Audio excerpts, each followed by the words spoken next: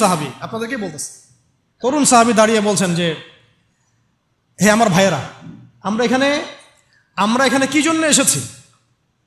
হয় আমরা এই যুদ্ধ করব, শহীদ হব, না হলে আমরা গাজী হব।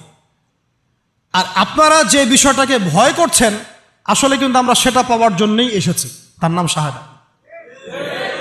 আপনারা যেটাকে ভয় করছেন যে আমরা এখানে গেলে মারা যাব, ওটার জন্যই তো আমরা এত দূরে এসেছি। আমরা গাজী হই অথবা শহীদই হই, আমাদের জন্য আজর আল্লাহর কাছে লেখা থাকবে।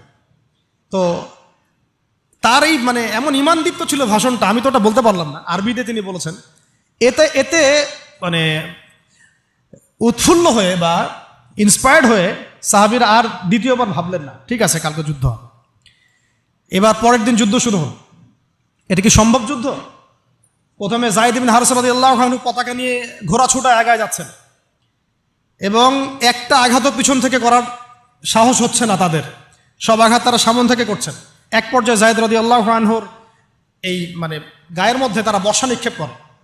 বর্ষা তো আগেকার বড় বড় বল্লম বর্ষা ছিল, এবং একটা বর্ষা তার গায়ে যখন লাগে তিনি পড়ে যান, এবং এই অবস্থা আস্তে আস্তে তার শাহাদাত হয়।